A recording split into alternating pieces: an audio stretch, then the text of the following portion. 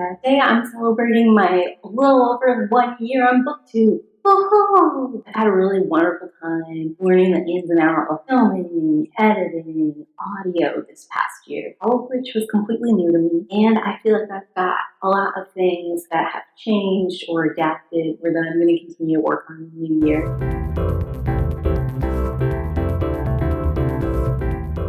I haven't upgraded any of my equipment since my 9-month check-in, but as you guys know, I have moved. I am working on figuring out the best spot to film, and this has a couple of things I'm trying to figure out. First of all is going to be the audio, which I know right now is a little echoey. I'm trying to figure out where I can film so that won't be a situation anymore, but it's also about finding some place that might be visually interesting to look at, or that provides the blank canvas going on that I can put up different pictures or different little title cards below. I'm trying to figure out a spot where I could do live reactions to things that I'm watching. And the other thing I'm trying to figure out is if filming in the kitchen is an option. I'm still using Final Cut Pro, and I feel like I've started to finally get the hang of it a little bit, a significantly better understanding of the different title cards and pop-ups. I feel like I'm doing a lot better with getting images on and off the screen and transitions. I think I've got like a basic setup for a lot of that just sort of in my head and templated, and I've learned like a lot of shortcuts and easier things to do. I'm still trying to create a whole uniform look, but I think it's getting a lot better. When I'm watching videos, I'm looking for like little editing things or stylistic things they're doing that I enjoy, and I'm sort of like working out in my head like how to do those things, whether or not they make sense, incorporating them into my own videos, playing around with those mechanics. I've also jumped into Canva. All of my thumbnails are now done through Canva, and I think it's made a big difference. I'm still learning like what I like visually with thumbnails, and I'm still trying to figure out what would draw an audience. So my thumbnails vary a lot. Not telling a cohesive channel story right now, but at least they're like interesting, dynamic,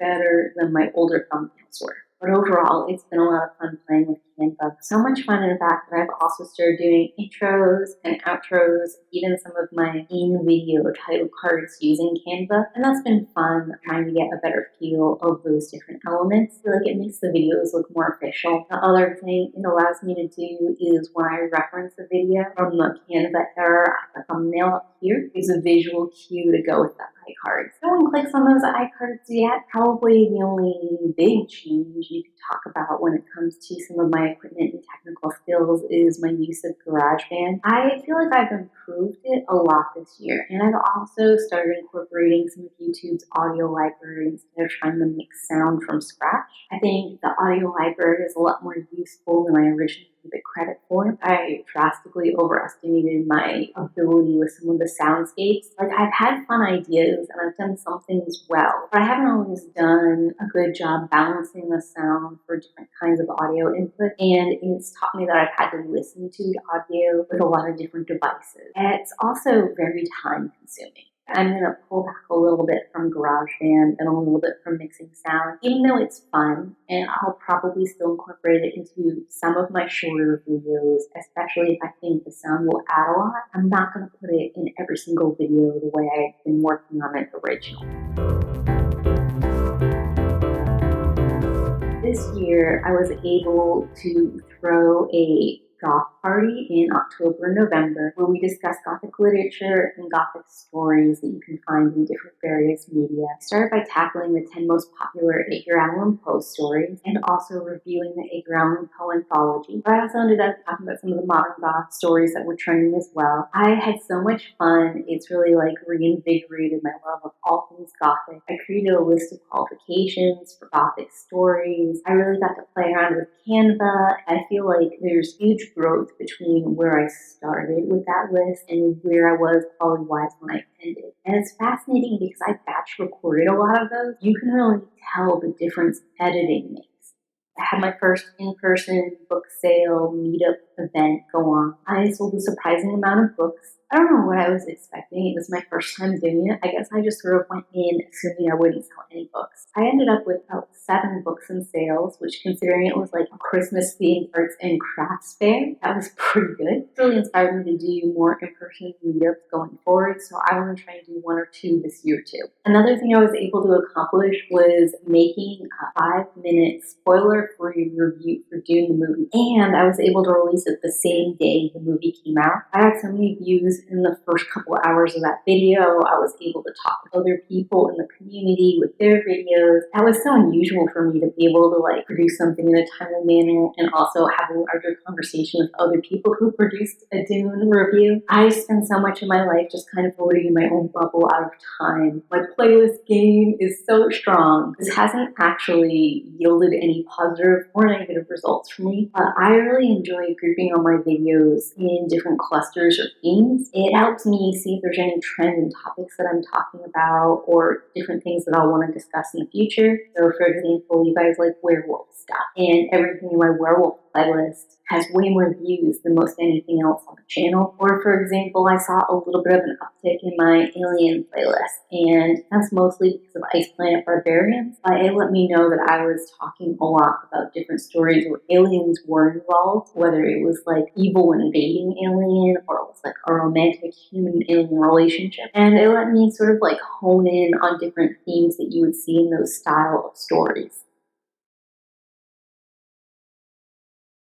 First of all, I owe you guys a Booktube Shadow Beast workshop did. I started working on this August, September time, and I even started vlogging my reading. So I have all these recordings already set up. I have a script that's 2/3 done, but I just haven't been able to 100% finish it or circle back to it yet. What I have script-wise, I'm proud of. I think it's really good. Jane Eve is a great author, and she put a lot of thought into her Shadow Beast series, and I just want to make sure that I'm doing the same thing when I'm going over my workshop to review edits, suggestions for it. This year I want to read and review some more classic stories. I had so much fun reading those Edgar Allan Poe stories, revisiting some classic works, and sort of like theming it together. I'm thinking about doing something like classic sci-fi and starting off with H.G. Wells. One of the reasons for that is because I love War of the Worlds. So I'd love to reread that one, and I'd love to talk about some of the adaptations that you see with War of the Worlds and why they succeeded or failed, and what I think about them compared to the original product. Also this year, I've already managed to read through The Island of Dr. Monroe, and I have some thoughts there. I would rather do some classic short stories versus some of these longer novels, just because it would be easier for me to read and review them, keep it all brief. I want to have a more thoughtful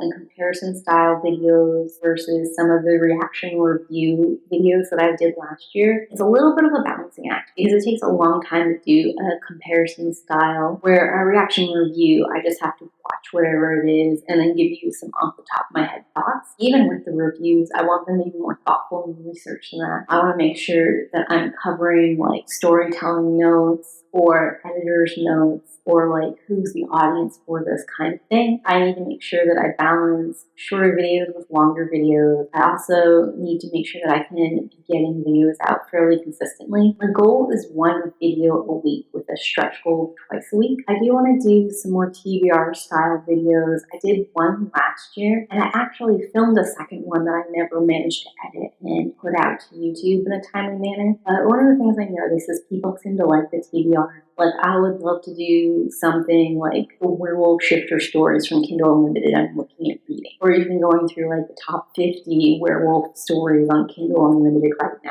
and discussing which ones I've read or which ones I'm interested in reading. I also want to do some, if you liked Ice Planet Barbarians, you like this series kind of story. I have 3 or 4 different series that I want to compare to Ice Planet Barbarians. Probably going to end up being a series because comparing more than one series to another book series is extensive and exhausting. I also want to explore a little bit about fantasy or science fiction prison series and how they relate to some prison situations in the real world. This started out because I read a science fiction prison series that was deeply disturbing. I read some other prison literature this year, and I started synthesizing how prisons are portrayed in both fantasy and science fiction settings versus what the American complex prison system is like. And I really just want to talk about the speculative elements that are involved, what it tells us about how prisons are organized now, and what people think the goal of prisons are, where we think prisons are going in the case of science fiction, or where we think prisons should be for people of a certain power level when it comes to fantasy. I think it's a great conversation, and I really want to have it. So that's going to be one of my longer form videos. It's probably going to take me a while to put it all together.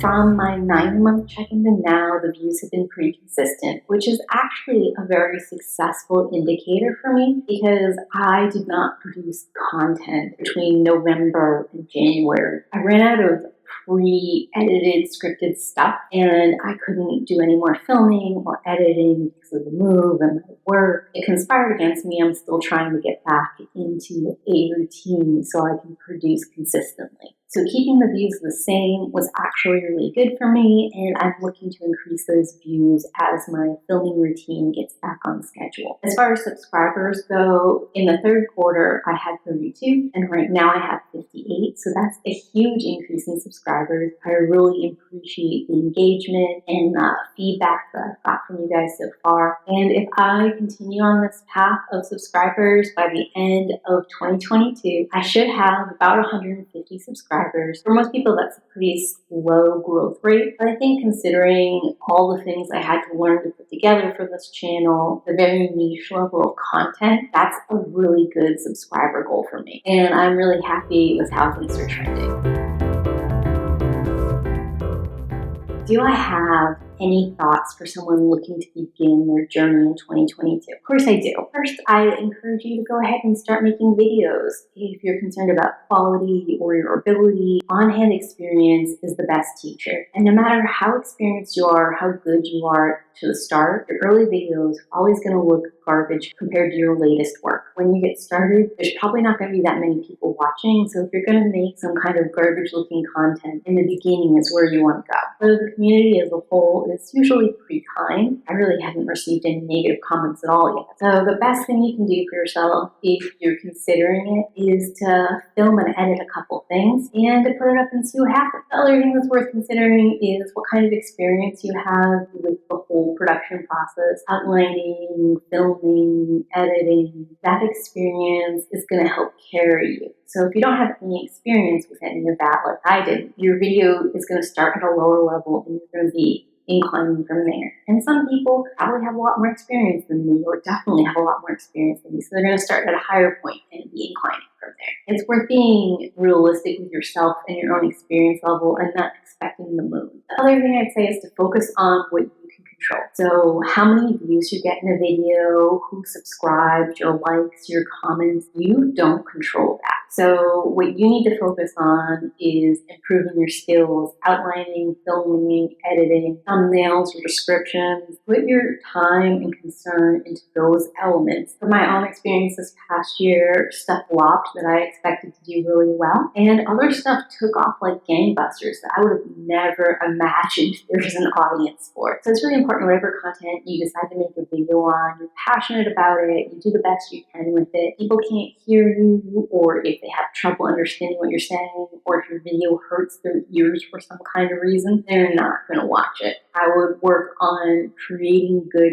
sound first. Whether that means you have to invest some money in something, or you have to learn more technical elements with the equipment you have, that's what I would do first. The other thing I'd say is editing polish changes a video the most out of everything else. My raw footage is usually 2 to 3 times longer video that people actually end up seeing. And that comes from me cutting out every time I drag, every time I'm repetitive, adding like little titles, putting little sound effects in, changing some of the filters to make things more interesting, being able to put a picture of the book or the element I'm talking about. All of this stuff makes the video more interesting, makes the pacing better. And even though it's very time consuming, I think editing your video and spending a lot of time on it in that part of development will go a long way. And it's like the ultimate thing you can control. And lastly, I say the thumbnails, the titles, the descriptions, the timestamps, those things matter a lot.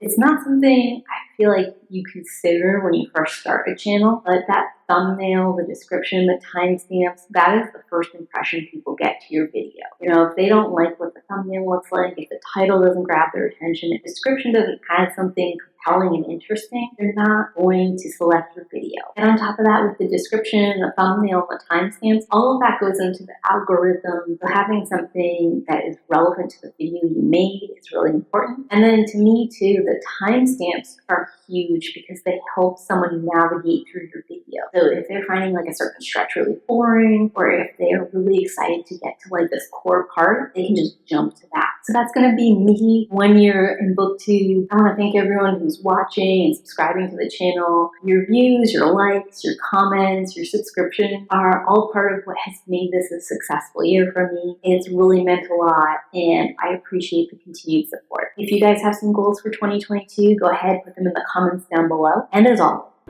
keep reading. Bye!